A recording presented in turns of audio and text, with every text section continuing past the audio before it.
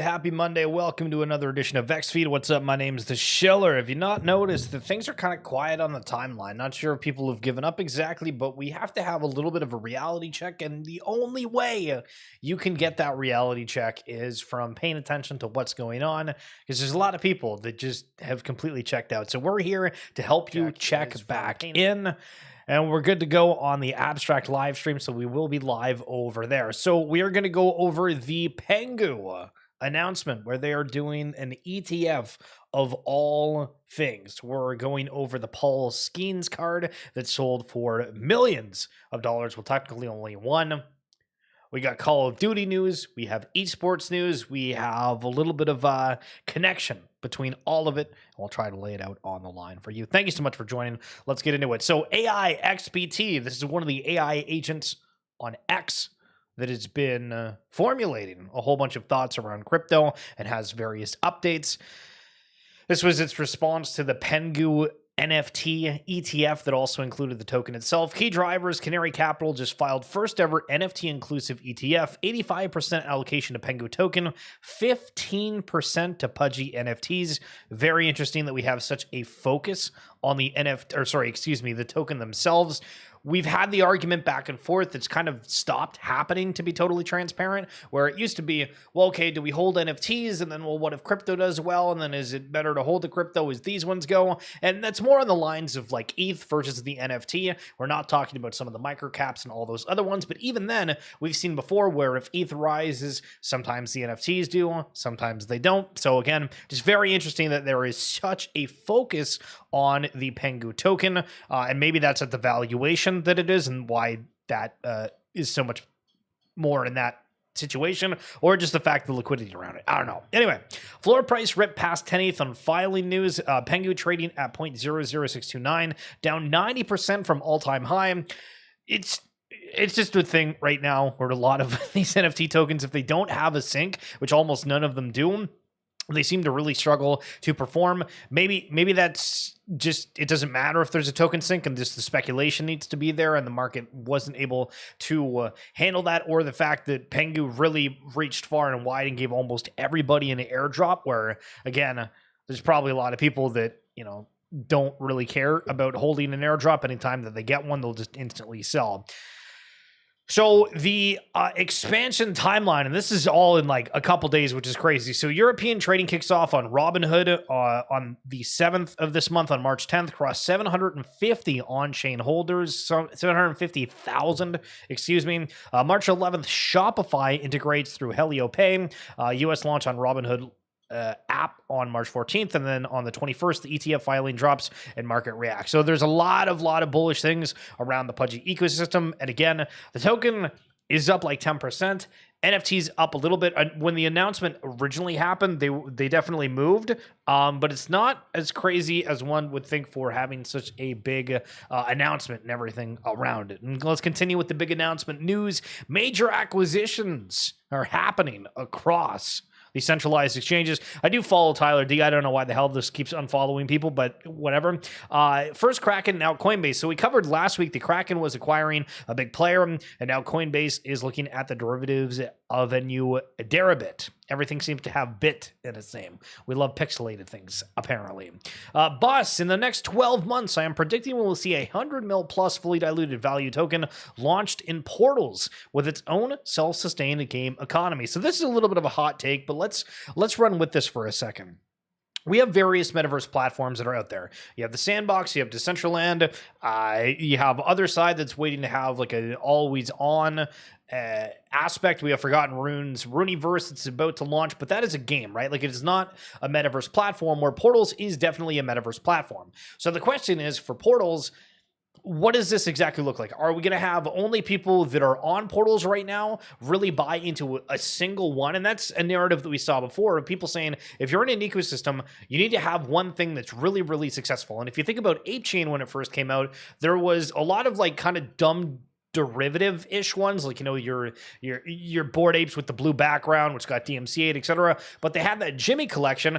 I don't think it's doing that well, but it was one of the first things where it seemed like, all right, this is the first NFT. It's kind of got its own thing. There was big sales about it, and people were able to focus on that particular thing, right?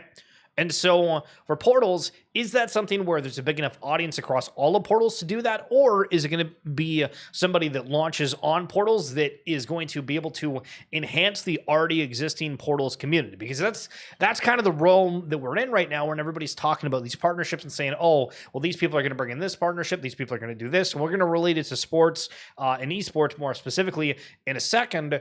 But it's just food for thought. Yo, Kid Arcade, how we doing? What's good? What's good? Excited for all the metaverse platform. Need to be able to bring in all my NFTs. Yeah, the interoperability will be super interesting, as it does feel, for portals. You might not have never played portals, and that might be because you're not super active in Solana. Same with Sandbox. If you're not familiar with that or going out of your realm to do it, because I think you do need actually like an installer for a Sandbox, where the portals you can just jump in. But either way, over 100 participants in today's Wit TCG. What is this sorcery? What is this studio? Is the name behind it. Nick Grossi. We have done an interview with the founder of this. If you check out the description below on YouTube or on my bio on X, the RWA Segments platform, we go over entrepreneurship, and one of the best clips from this, and I he's actually the reason that I know this, but I asked about the Epic Games collaboration or just being able to get on Epic Games, because we see everybody announce that they're on Epic Games lately, which is awesome. And he gave on this pretty lengthy answer talking about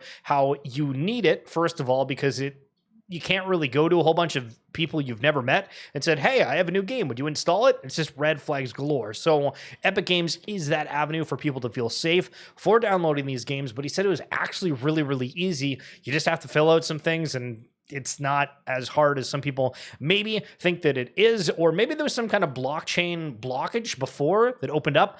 I'm not really sure, because it felt like there was this illusion around Epic Games being the best that there ever was. But really, really great insights for entrepreneurship, Epic Games, and more on that RWA Segments podcast. But again, what is this sorcery? One of the trading card games doing quite well, which is awesome to see.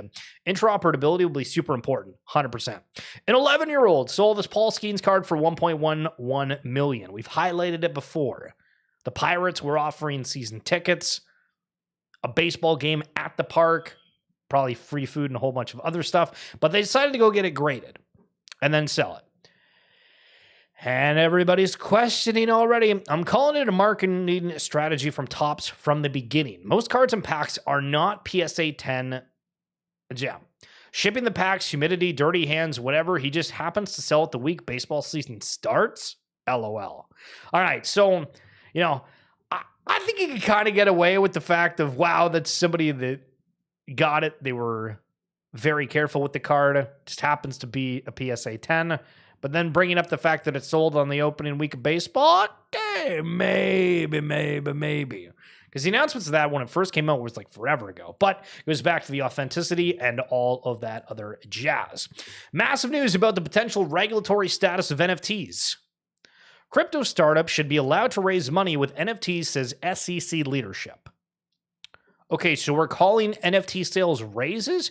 Oh, who called that way back in the day? I always used to phrase things as, oh yeah, like these teams raised. A lot of people called it that, and then all of a sudden, people started screaming, saying, no, you can't call it a raise. That's not how it works. It's not NFTs. It's like, okay, so what is it? Just like a sale of something? So it's funny that we have like such a backlash about the term. And now it's like, yeah, you're good. Commissioner Hester Pierce said Friday NFTs could be the next crypto sector the agency addresses with an exemptive statement. And I saw something this morning saying the SEC is like going away from crypto regulation entirely, which is pretty crazy if that is the case. Spencer, also have an episode with Spencer on the RWA Segments podcast, but packing all the Season 0 OCAP games dummy thick playmats to send.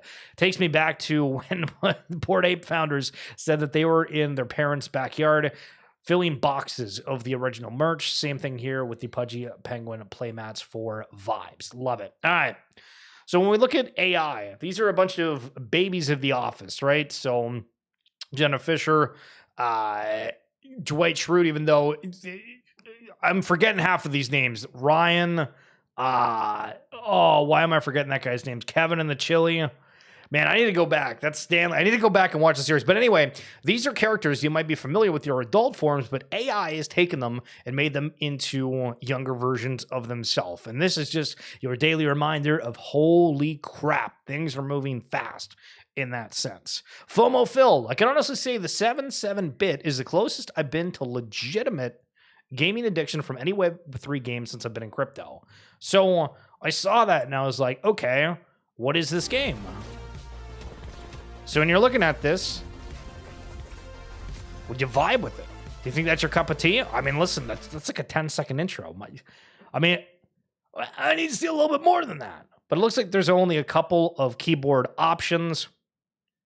Right button, left button, and then like the QWE keys. But it looks all right. Might have to check that out a little bit later. And also, friendly reminder, if you're into something, just talk about it on the space. Doesn't matter how many people interact with your things. Doesn't matter if nobody views it. Just put your thoughts out there. You'd be surprised how much of an impact you might have. And Timpers is somebody who's thrown themselves really out there, the artist of Chimpers. So, Timpers and Chimpers.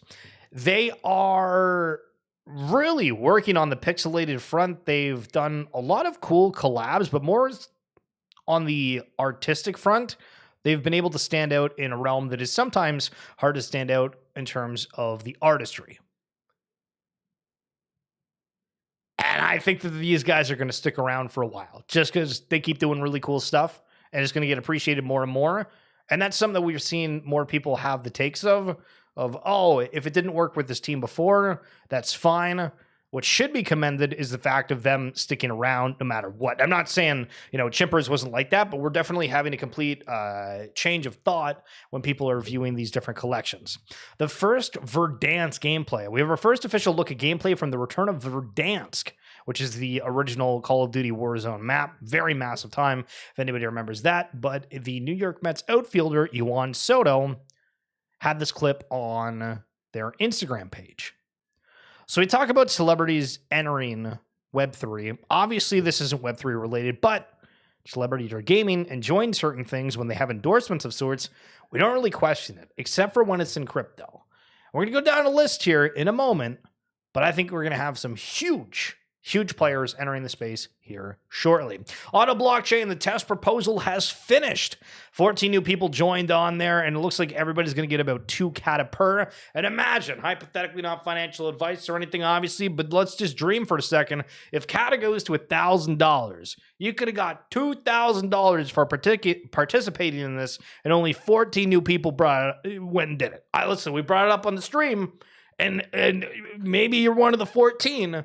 But all you needed to do was sign up, and you potentially could have gotten some decent bits. Now, obviously, these aren't tradable yet. These are early innings. But there's a lot of things that are happening within the space that people are not doing that's fairly simple. And on Friday's stream, we highlighted the AI Wayfinder, where there's 6 different missions, and if you can deposit $10 in ETH from Polygon, ETH mainnet, Base, BNB, and another one, you're getting a part of like a 2% allocation for the entire Wayfinder token. So another thing, it's like, all right, 60, 70 bucks. Do we take the gamble, see what it's like? We don't know what the feature is going to hold. And this has some crazy good sentiments to it. So that's something I've done. And again, in last Friday's live stream, we do have the referral code in the description of that one. And these are my thoughts. Things can happen fast. True. Everybody's wiped it off. They're saying as soon as you're in profit, sell, get out. People aren't talking about anything. People are bearish as hell. It's wild. To me, I'm sitting here, I'm like, listen, you do your stuff every single day, but the timeline is quiet. There's reasonable rationale for the crypto industry to succeed massively in this year. But it seems that everybody's a bear. And it just, I don't know. There's some huge PTSD. And if you see some collections starting to move in NFT land, if you see some tokens that are starting to move after being relatively silent, if you go to CoinGecko, the crypto compare tool, and you compare various cryptos to other ones, even outside of the top 100, you'll be like, wow. This could get interesting, and things can happen fast. Justin Trimble, great take, kind of agree. Snow White's gotten absolutely rinsed on the timeline if you haven't seen the new variation of it, but Disney could spend hundreds of millions creating AI models trained on their IP to create new shows instead of wasting it on bad remarks no one asked for.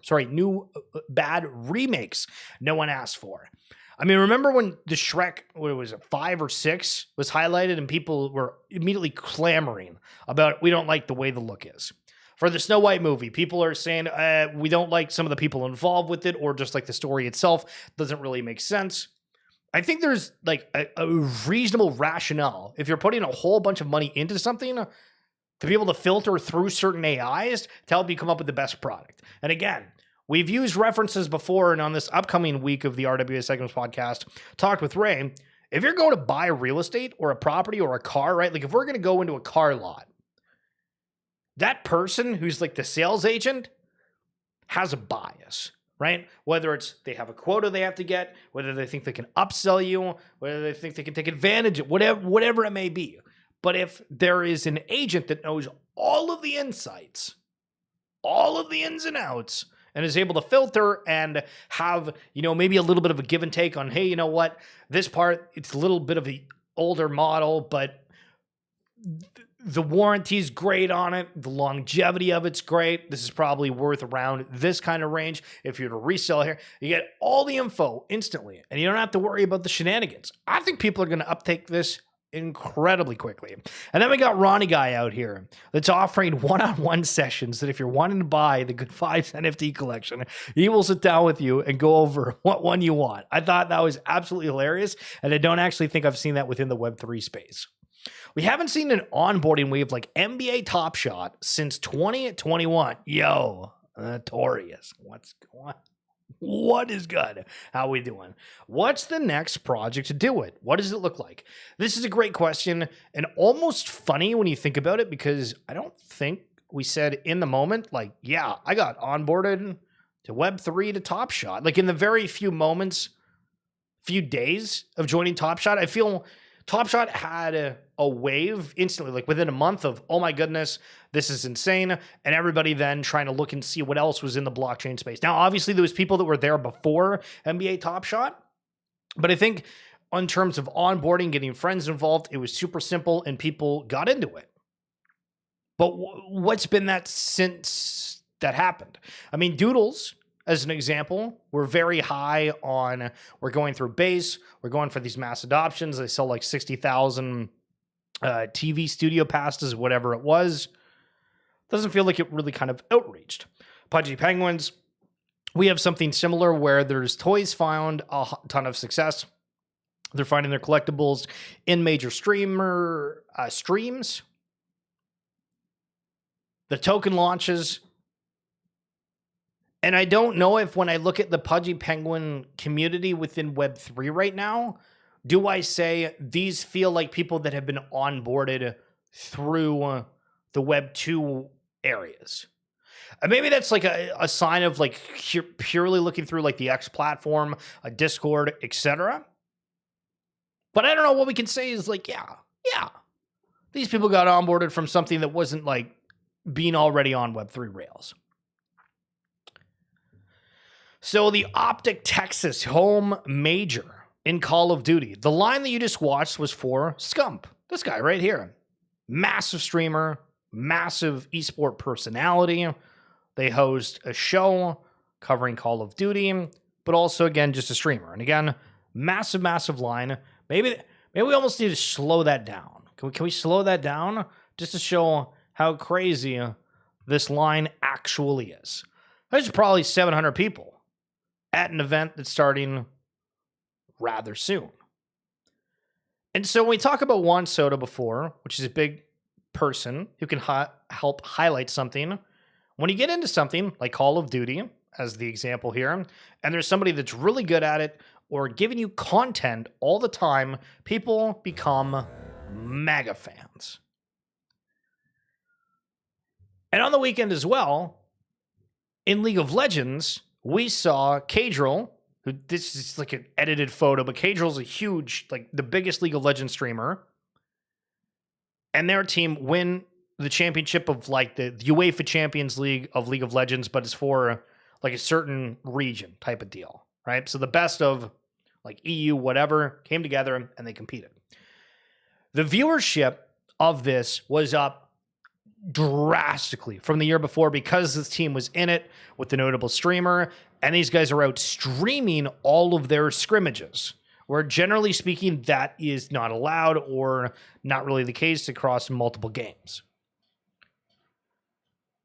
So the reason that I'm trying to present this in a certain way is because if you're not in the gaming industry or care about some of the content around it, you don't realize how massive these, I don't want to call it like side pieces are, because that's not the right term, but these content creators have insane ramifications because it gives constant content about something specifically, and it brings new audiences in potentially to whatever they do. Like if Cadro plays another game, people are going to that. If Scum plays another game, I think he was a part of the off the grid. People are paying attention to it, but they still have their home. When this Web3 gaming area takes off and you have like definitive streamers in this, it's GG's. It's GG's. It's going to be so exciting. I'm so looking forward to it. But Rice Farmer saying, guys, I think my Magic Eden's kind of shit now. That's tough. Why is it every time after a token happens, people just don't like something? Remember the Kato yaps? As soon as that stopped, nobody talks about it, even though like it's actually a really cool concept.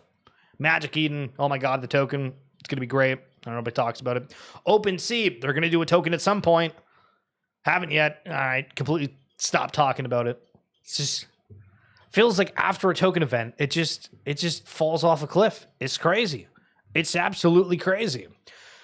So altered state, if you can put in any kind of image and it instantly creates a 3D variation you can throw in the metaverse, what do you think about that? Daddy Clacks here with a guitar. My dad actually had one similar to this, so this is almost like a nostalgic feel, but it's crazy. They typed in a wooden guitar with an abalone inlays.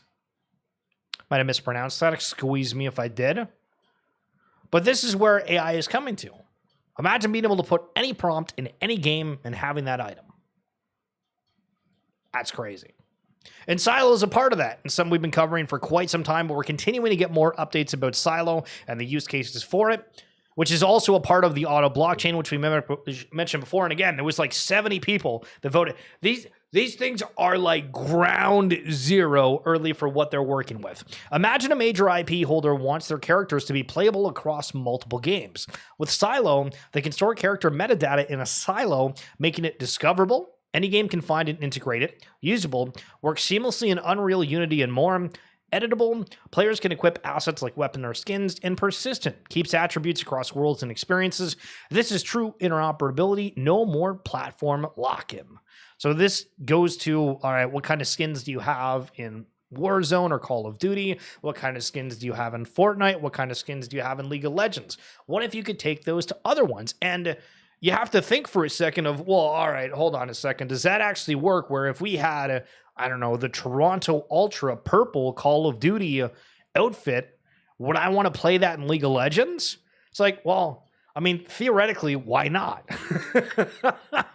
You need the game to be open to that, but I mean, you still have your character of whatever it is, but it just takes on the clothing or the wearables of whatever you initially bought.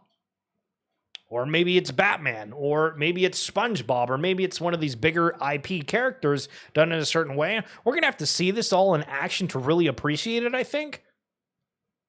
But I'm excited. And this also helps with royalties as well. There's a huge thread of the founder, Aaron McDonald, and some others going through what this means, but very, very exciting to see that. And also exciting, Zombie Punk for almost $1 million, 842,000. Hoodie 3D goggles going for 432,000.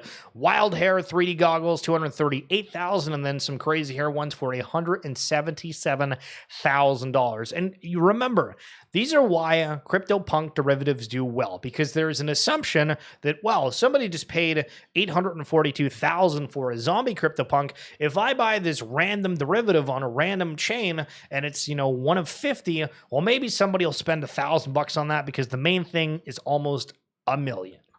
And that's why we continue to see CryptoPunks of all sorts of derivatives continue to be launched.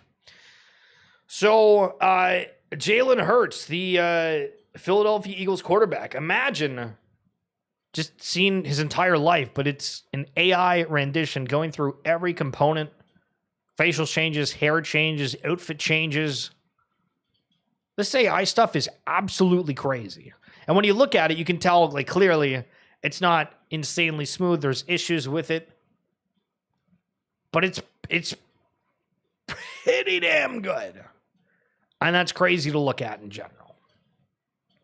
The map that started it all. All right, what do we got for Verdansk? Rounded to recapture the original Battle Royale experience, but now it has stunning new textures, improved visuals. We tried to create a more immersive play space.